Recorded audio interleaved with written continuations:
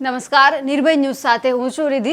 Weather અપડેટમાં આજે વાત કરવી છે કે ગઈકાલે જે ઘણા બધા વિસ્તારો હતા કે જ્યાં વરસાદ નોંધાયો હતો અને ચોમાસું 2-3 દિવસ પહેલા નવસારીમાં અટવાઈ ગયું હતું અને જ્યારે 19 તારીખ પછી જે ચોમાસું નિષ્ક્રિય થવાની વાત હતી પરંતુ તે સક્રિય થઈ ગયું હતું, એટલે કે ક્યાંક ને ક્યાંક ચોમાસું છે તે ધીમે ધીમે ગુજરાતની અંદર પ્રસરી રહ્યું છે। ઘણા બધા વિસ્તારોમાં હળવાથી મધ્યમ વરસાદની જે આગાહી કરવામાં આવી હતી ત્યાં આગાહી મુજબ વરસાદ પણ પડ્યો છે। આજે એ જોવાનું છે કે આજે કયા કયા વિસ્તારો છે કે જ્યાં છૂટાછવાયા હળવાથી મધ્યમ વરસાદની આગાહી કરવામાં આવી છે અને આ સાથે જ કઈ એવી બે સિસ્ટમ સક્રિય થઈ રહી છે કે જેના થકી ગુજરાતની અંદર વરસાદ આવશે અને એ જ વરસાદ ગુજરાતને ધમરોડવાનું છે, કારણ કે ઘણો ખરો હળવોથી મધ્યમ વરસાદની સાથે ભારેથી અતિભારે વરસાદ પણ પડવાનો છે। સૌથી પહેલાં વિંડીના માધ્યમથી એ સમજી લઈએ કે જે સિસ્ટમ સક્રિય થવાની છે એ સિસ્ટમનું અત્યારે શું થઈ રહ્યું છે, એટલે કે જે સિસ્ટમ આગળ સક્રિય થશે તેમના કારણે ગુજરાતની અંદર ચોમાસું કઈ ગતિથી આગળ આવવાનું છે એ જોવાનું છે। જે બે સિસ્ટમ દેખાઈ રહી છે અત્યારે કેરળ કર્ણાટક છે એ જગ્યા પર બે સિસ્ટમ સક્રિય થઈ છે, જે અરબી સમુદ્ર છે તેમાં તેમના થકી એક તો છે જે કેરળનો જે આ ભાગ આવે છે એ જગ્યા પર એક સિસ્ટમ સક્રિય થઈ છે અને બીજી સિસ્ટમ એમની બહાર એટલે કે અરબી સમુદ્રમાં સક્રિય થઈ છે, જેના થકી જે વરસાદનું જે જોર છે તે વધવાનું છે અને ધીમે ધીમે જે ચોમાસું છે તે ઉપર આવવાનું છે અને બધા જ વિસ્તારો છે કે ત્યાં અતિ ભારે વરસાદ પણ નોંધાવાનો છે। ધીમે ધીમે જે આ સિસ્ટમ છે તે સક્રિય થઈ રહી છે એટલે કે સિસ્ટમ ઉપર આવી રહી છે, પછી આ બંને સિસ્ટમ ભેગી થઈ જવાની છે અને એ જ સિસ્ટમ છે તે ધીમે ધીમે ઉપર આવશે અને જે કેરળથી અત્યારે કર્ણાટક તરફ જઈ રહી છે ત્યાંથી પછી મહારાષ્ટ્ર મધ્યપ્રદેશના જે વિસ્તારો છે ત્યાં જવાની છે। એ જ સિસ્ટમ થોડા દિવસ પછી ગુજરાતની જે બહારનો વિસ્તાર છે કે મુંબઈ પાસે મુંબઈનો જે દરિયા કિનારો છે એ જગ્યા પર એ સિસ્ટમ સક્રિય થવાની છે અને એ જગ્યા પર વરસાદ પડવાનો છે અને એ સિસ્ટમ જે સક્રિય થવાની છે તેમના કારણે દક્ષિણનો જે ભાગ છે ગુજરાતની અંદર એ જગ્યા પર વરસાદ પડવાનો છે, એટલે કે જે આ વિસ્તાર દેખાઈ રહ્યો છે એ જગ્યા પર ભારેથી અતિભારે વરસાદની આગાહી કરવામાં આવી છે। આ એ વિસ્તાર છે સૌરાષ્ટ્રનો કે જ્યાં દરિયાકાંઠો આવેલો છે અને આ સાથે જ દક્ષિણનો જે ભાગ છે આ ગુજરાતની અંદર એ જગ્યા પર તે જગ્યા પર પણ આ સિસ્ટમનો જે અંદાજ લગાવવામાં આવ્યો છે તે મુજબ વરસાદ પડવાનો છે અને જ્યાં મધ્યપ્રદેશનો ભાગ છે તે જગ્યા પર પણ વરસાદ પડવાનો છે। હવે એ જોવાનું છે કે આ સિસ્ટમ સક્રિય થાય એ પછી ગુજરાતની અંદર જે ચોમાસું છે તે ફૂલ સ્પીડે આવવાનું છે અને પહેલાં સેટેલાઇટ તસવીરથી આપણે એ જોઈ લઈએ કે અત્યારે જે પ્રમાણે વરસાદ પડી રહ્યો છે તેમને લઈને ગુજરાતની શું સ્થિતિ છે।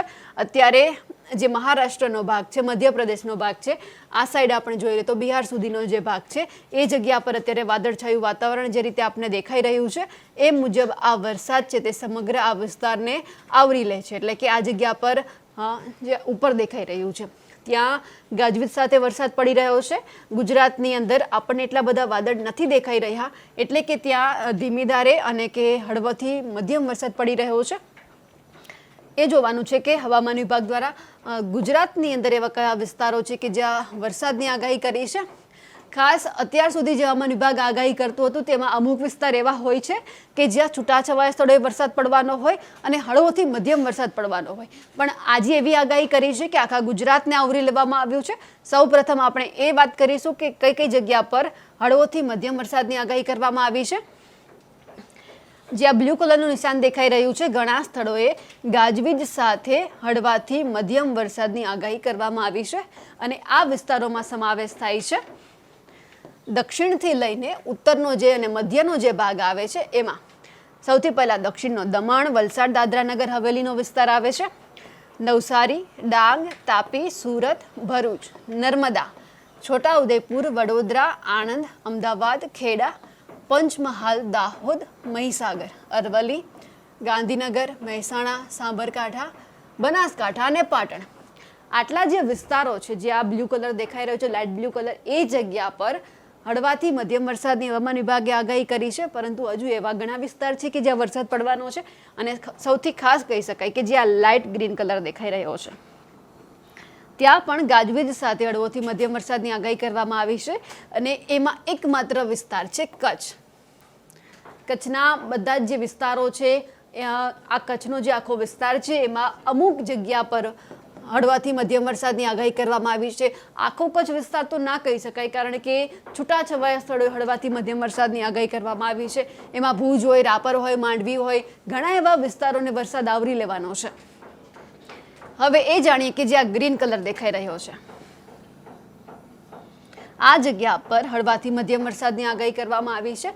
એમાં આખા સૌરાષ્ટ્રનો સમાવેશ થાય છે.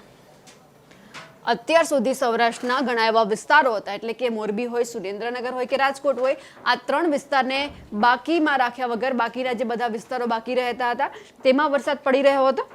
હવે જે હવામાન વિભાગે આગાહી કરી છે એ મુજબ ભાવનગર, અમરેલી, ગીર સોમનાથ, દીવ, જુનાગઢ, પોરબંદર, દેવભૂમિ દ્વારકા, જામનગર, રાજકોટ, બોટાદ, સુરેન્દ્રનગર ને મોરબી, આટલી જગ્યા પર જ્યાં ગ્રીન કલર દેખાઈ રહ્યો છે એ જગ્યા પર પણ હળવાથી મધ્યમ વરસાદની આગાહી કરવામાં આવી છે.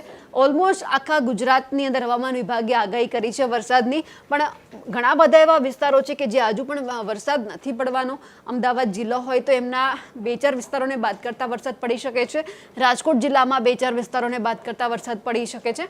હવામાન વિભાગે જે વરસાદની આગાહી કરી છે એમાં છૂટાછવાયા સ્થળોએ, અમુક સ્થળોએ, ઘણા સ્થળોએ વરસાદની આગાહી કરવામાં આવી છે. એ મુજબ હવામાન વિભાગે જે આપને મેપ આપ્યો છે એ મેપથી આપણે સમજ્યા છીએ.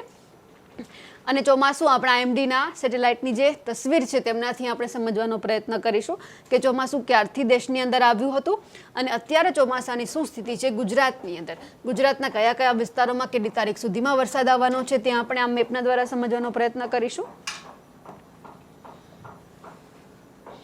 1 જૂનથી દેશની અંદર ચોમાસું બેસી ગયું હતું, એટલે કે કેરળથી ચોમાસાની શરૂઆત હંમેશા થતી હોય છે અને થઈ પણ 1 જૂનથી ગઈ હતી. અને ગુજરાતની અંદર કહેવાય છે કે 15 જૂનથી વરસાદ આવી જવાની સંભાવના હોય છે. આ વખતે 11 જૂને ચોમાસું આવ્યું હતું, એટલે કે 4 દિવસ વહેલા ચોમાસું ગુજરાતની અંદર પ્રવેશી ગયું હતું. પરંતુ અચાનક એક સિસ્ટમ સક્રિય થઈ અને ચોમાસું નિષ્ક્રિય બની ગયું, જેમના થકી ચોમાસું અટવાઈ ગયું.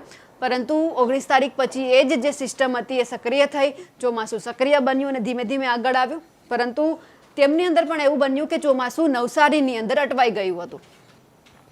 એટલે કે ગુજરાતનો જે આ વિસ્તાર છે એ જગ્યા પર ચોમાસું અટવાઈ ગયું હતું. પરંતુ હવે એ ચોમાસું છે ગઈકાલથી આગળ આવ્યું છે. ઘણા બધા વિસ્તારોમાં વરસાદ નોંધાયો હતો. ગુજરાતના જે વિસ્તારો બાકી હતા એમાં પણ વરસાદ નોંધાયો હતો. એટલે કે હવે સમગ્ર ગુજરાતમાં અમુક એવા વિસ્તારો છે કે જ્યાં બાકાત કરવામાં આવશે અને એ જગ્યા પર વરસાદ નહીં હોય. બાકી સમગ્ર ગુજરાતની અંદર વરસાદ પડવાનો છે, જે હવામાન વિભાગે આગાહી કરી છે.